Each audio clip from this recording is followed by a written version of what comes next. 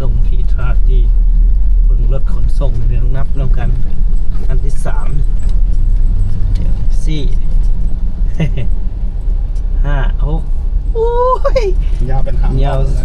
สุดลูกหูลูกตาเลย บุดอ่ะ7 8 9 10ขบวนนี่เด้ออุ่นอ่ะเข้ามาอีกเนี่ยครับ ปัดต่อ11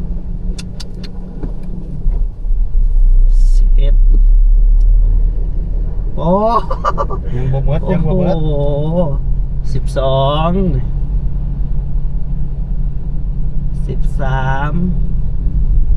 14ขั้นปัดต่อ นี่ปั๊บ พี่น้องเอ้ยรถขนส่งหลายแหงนาน แล้วโพหนามาแล้วนี่ตีรถเปล่าเมื่อ ขึ้นเบิ้ง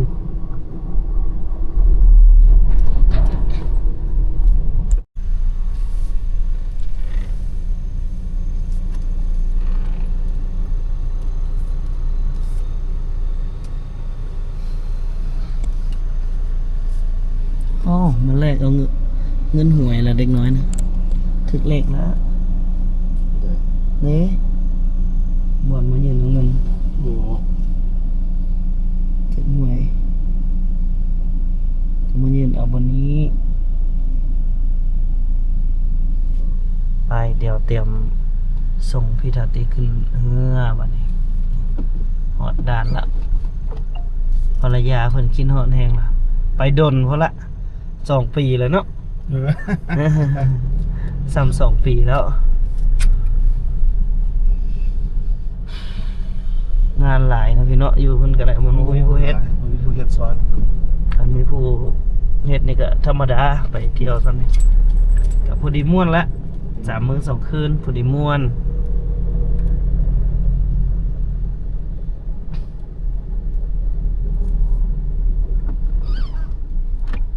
พอดีเดี๋ยวเที่ยว14 อืม ฟาดคนนะหลายแต่ว่า โอ้มื้อนี้ก็พอมื้อนี้เนาะ หนู ทุกเที่ยวแหล้วหลังสงกรานต์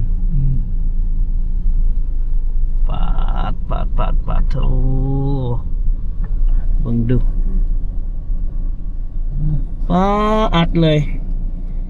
อัดเลยพี่เอ้ย ว้าย ตาย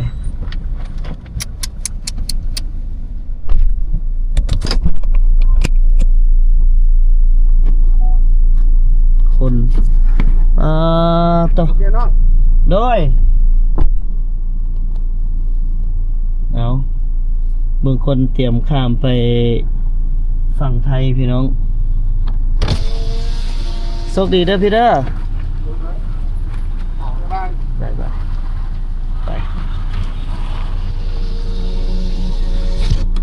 เพิ่นกำลังข้ามไปเฮ็ดเวียกเฮ็ดงานอยู่ประเทศไทยเนาะเอาขอให้มันมาเฮงๆเบิดสักคนสักคนเด้อ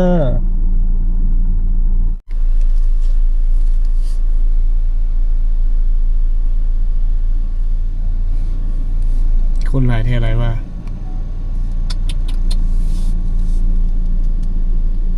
คนอะไรเยอะแยะขนาดนี้หลายขนาดพี่น้องเอ้ยเบิ่งดูพี่น้องลาวเฮาเตรียมข้ามไปเฮ็ดเวียกอยู่ไทยเนาะจังไดก็ขอให้โชคให้หมานเด้อสุขุสุคนกลับผู้ใดก็กลับไทยไปแล้วหน้ากระโปรงกระเป๋ามาเบิดล่ะเอาผู้ที่ไปแค่ขายงานอยู่ประเทศไทยก็ขอให้สืบต่อเวียกงานให้ประสบผลสำเร็จหาเงินหาคำให้ได้เด้อเดี๋ยวเราก็สิกลับพี่น้องเรากันเลยหลังจากส่งพี่ทาตีเรียบร้อยแล้วเราก็สิกลับเนาะพี่น้องเนาะ ไปเดินทางกลับบ้านกันบ้านนี้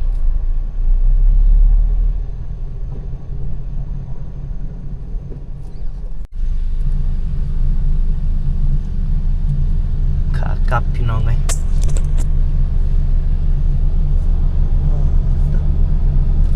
โมเมนต์ธรรมดาทั้งไปทั้งกลับนี่รถขนส่งสินค้านี่เพียบยาวเลย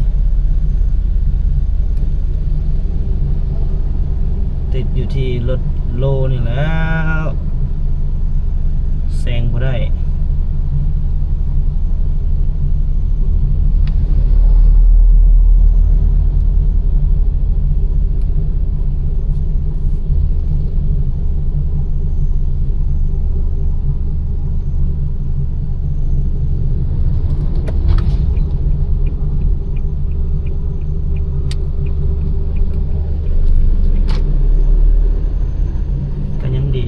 ข้าเจ้ายังเริ่มกลับมา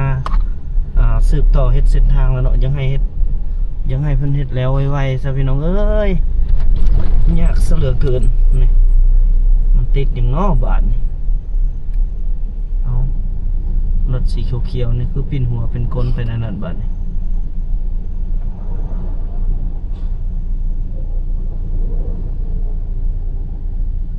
ติดอีกแล้ว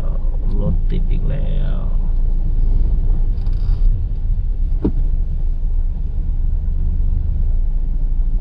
เป็นอย่างน้อโอ้รถเขียวสิเลี้ยวกลับนะก็เลยช้าเซ็ตตกคลองนั้นซะละ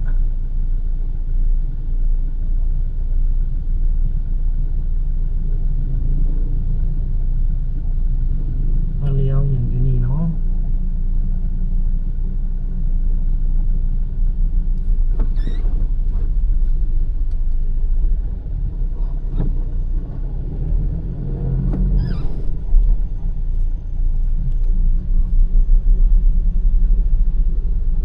รถเขียวคันนี้ละ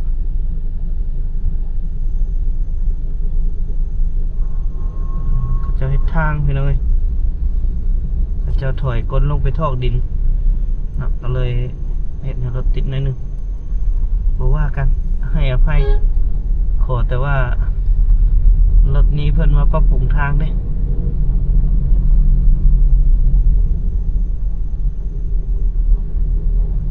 กำลังถม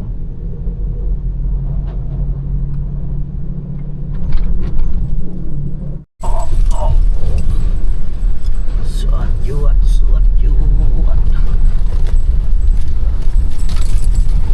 ขนส่งสินค้าเยอะแยะเยอะมาก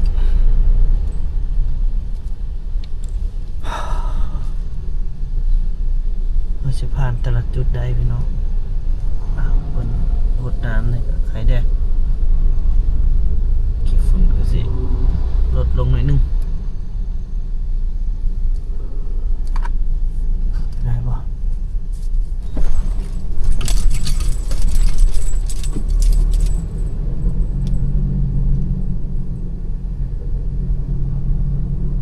เมืองมหาไซข้าเจ้ากระจายข้าเจ้าก็เริ่มกลับมาเฮ็ดเส้นทางคืนอีกแล้วได้พี่น้องเอ้ยจุดนี้ขยายออก2ฝากเลย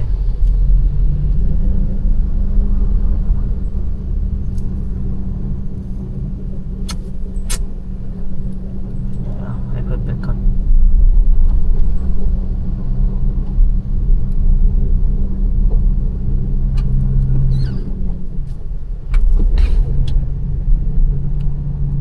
หลายแห่งรถขนส่งบอกเลยว่าสุดสายตาตลอดทางเลยนะน้องๆเลิกเรียนละ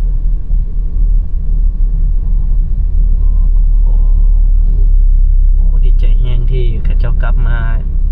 เฮ็ดถนนหนทางคืนอีกครั้งหนึ่งคิดว่าจะเริ่มหลังจาก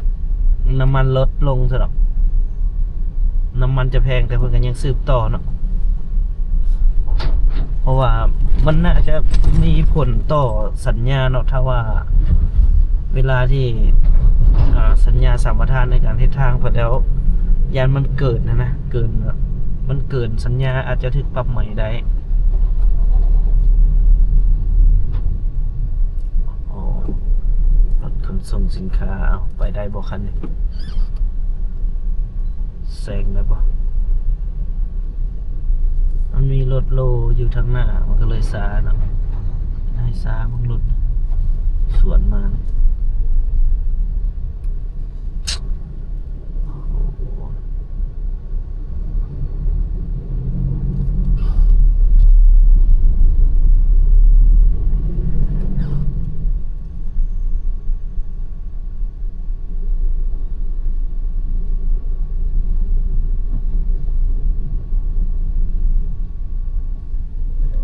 จุดแคมป์ของ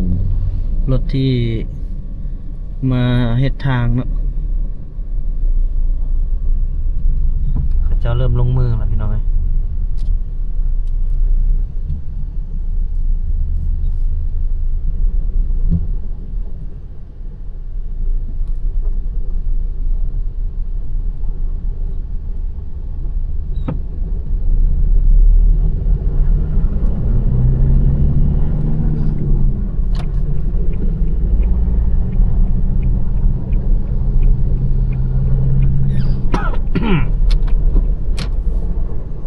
เอาเดินทางกลับบ้าน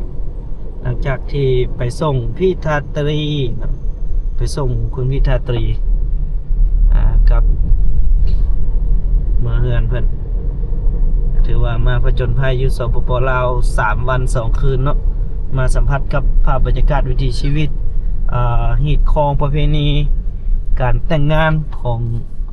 สปป.ลาวก็ถือว่าได้เห็นหลายสิ่งหลายอย่างหลายอันหลายแนวได้หรือฟื้นอดีตคืนในเมื่อก่อนเนาะอดีตที่ยังคงเห็นอยู่ของพี่น้องทางฝั่งไทยก็คือสปป.ลาวเนาะที่มาวิถีชีวิตยังดั้งเดิมคือครับอดีตที่เคยผ่านมาของพี่น้องทางฝั่งไทยเนาะเอาเดี๋ยวบ่เตียงครับไปเมืองนากายก่อนบ่ฮู้ว่าจะได้พบพี่แขกผู้ไทยดำหรือบ่ก็รอติดตามกันอีกเด้อ